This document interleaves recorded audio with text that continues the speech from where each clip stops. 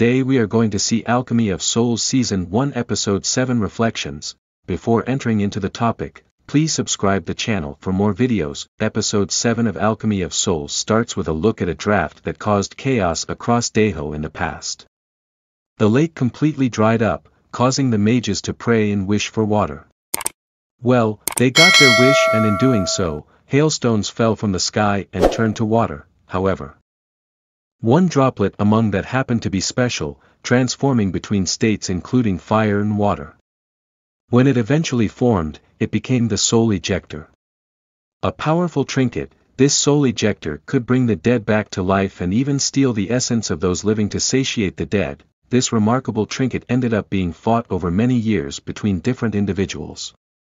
Thankfully, the founder of Sungrim, Master Seo Jiang, put an end to that and kept hold of the soul stone.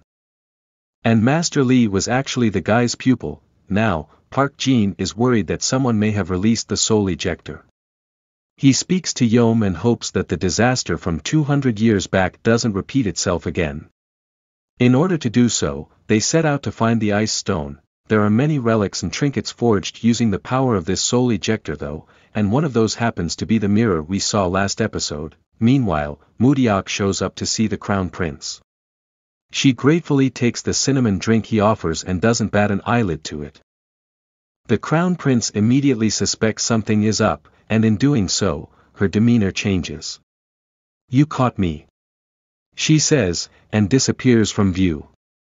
In fact, the mirror ends up cracking in the process. It turns out Yul has also been suffering from illusions, and interestingly, they too include Mudiak. When Zhang Yuke shows up, the others fill him in on what's happening, including the broken jade stone that she broke. We know this is just Choyun's meddling, but it has the adverse effect Choyun was hoping for, as she decides to conduct this search himself. In fact, he asks them to open up the entrance to Jinyuan so he can look inside. He's warned that there are dangerous relics inside that could cause them to lose their way, but he doesn't care. In fact, the Crown Prince even decides to follow along with him and Yul. Once inside, the trio pass the numerous different dangerous artifacts as they all grow scared. The thing is, Mudiak is obviously inside but stuck in a large chasm full of mirrors taunting her. The trouble is, this trio only stay inside for an hour, but when that time runs out, they're supposed to head back. Only, they reflect on their illusions and realize all of this links back to the mirror. While all this is going on, Dangu speaks to Choyun outside and comments how he can hear jade clinking. And that soon becomes apparent when we see that she actually has the stone in her sachet. When the others return outside Jinyuan, they learn that this trinket is called the Mirror of Longing and Mudiak is stuck inside.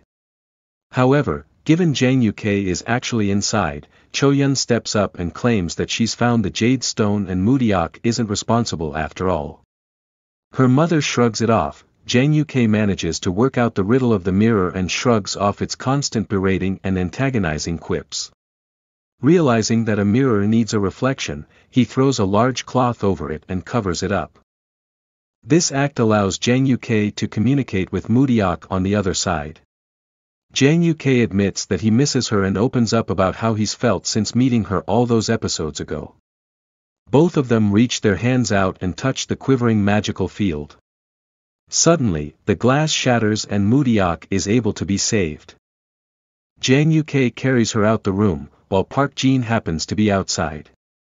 With everything cleared up, Choyun drops to her knees and apologizes for what's happened. Given she's the one who orchestrated all of this, this also throws into question the marriage that was supposed to go ahead, with Park Jin admitting he's concerned about Choyun's actions. At the same time, that crazy white light from before ends up blinding Mudiak, who's back to wearing a blindfold after all. I mean, just for a bit anyway. In the morning she can see absolutely fine. As for Zhang Yuke, he's more determined than ever to better himself and become the man he was always born to be. He also speaks to Choyun's mother too, including how he may not actually be Gang Jiang's son given what we know about the soul switching in the past. Meanwhile, Jinmu arrives and speaks to Choyun's mother. He suggests that Choyun marry Buyun instead, that way he can make Buyun leader of Jinyuan and Choyun will become a queen. This is, of course, all part of his scheming. Part of this would also mean Jinmu becomes part of the Jin family if she decides to agree. At the same time, Yul realizes that Mudiak is actually Naxu. As he processes this news and wonders what to do, Mudiak is approached by Kilju, who strikes a deal with her. He wants Mudiak to bring Jang Yuke to an empty temple that night so he can do his soul shift. On the way though, Jang Yuke decides they should stay faithful and loyal to one another. Mudiak has a change of heart and reveals the truth, and that she needs to leave because of that. If she stays by his side then it'll put him in danger and he could die. Mudiak shows up that night to see Kilju, but he immediately uses his powers to knock her back. However, Jang Yuke jumps in with his sword and hits back. Now, as it's raining outside, he uses his powers to master his Tansu technique and knock Kilju down. Unfortunately, he conjures his powers to produce the alchemy of souls. Jang Yuke's soul looks set to shift.